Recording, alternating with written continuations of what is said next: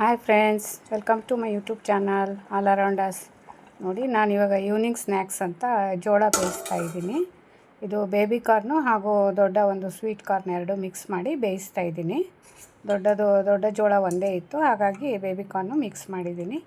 ನೋಡಿ, ಈ ಥರ ಚೆನ್ನಾಗಿ ಬಾಯ್ಲ್ ಮಾಡಿಬಿಟ್ಟು, ತುಂಬ ಬಿಸಿ ಇದೆ, ಹಾಗಾಗಿ ಇದನ್ನು ಒಂದು ಇದರಲ್ಲಿ ಇಟ್ಕೊತಾ ಇದ್ದೀನಿ. ಇದಕ್ಕೆ ಸ್ವಲ್ಪ ಮಸಾಲ ಪೌಡರು ಹೀಗೆ ಸಿಂಪಡಿಸ್ಬೇಕು. ಮೇಲೆ ಒಂದು ಸ್ವಲ್ಪ ಉಪ್ಪು ಹಾಕಬೇಕು.